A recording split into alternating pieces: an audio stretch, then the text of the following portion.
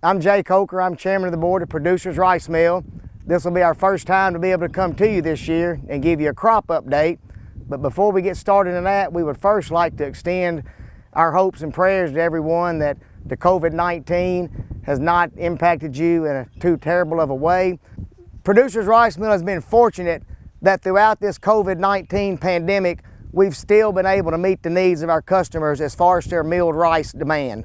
Our employees, the staff, they've gone over and beyond what you could ever imagine to fight through social distancing, their absenteeism, their kids being out of school, all these issues that they're having to face.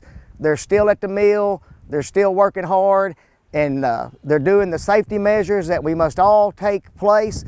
But at the same time, we are milling the rice, and we're going to meet the needs of the customer just like the farmer's going to meet the needs of the market to grow the rice. As we turn our attention to the growing season, we'd like to talk about the March 1 planting intentions report. That showed an 18% expected increase in long grain rice acreage. That report was released on March 30th, I believe, and it showed farmers' intentions on March 1. Since that time, there's been some things that have changed. Our weather has continued to stay wet. We haven't had very many days where we could get a lot of planting done or field work, field prep done. So right now, the current situation is we're almost the same amount of planted acreage percentage-wise as we were at this time last year. We're at about 22 to 25% planted acreage in Arkansas and Mississippi.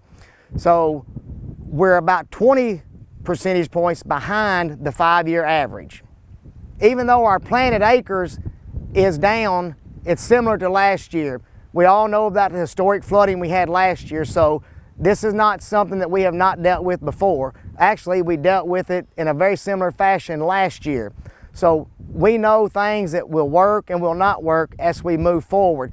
We still have a couple weeks, if not more, of optimum planting weather, a planting time frame.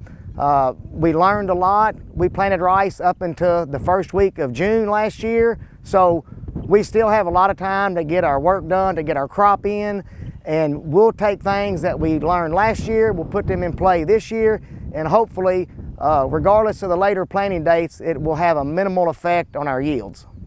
From a farmer's perspective, it's important that we get these rice acres planted. We can get a lot done in a short period of time. The equipment that we have access to nowadays, the planting methods, the things that we do, we can get the acreage in. It's important that we're able to do this as soon as we can. The days are getting longer, the temperatures are warming up, so every day it gets better and better as far as field drying and conditions that allow us to get back in the field and plant. So we feel good going forward. We've been through this before. We were just doing the same thing last year at a similar date. So we got it done last year and we're going to get it done this year.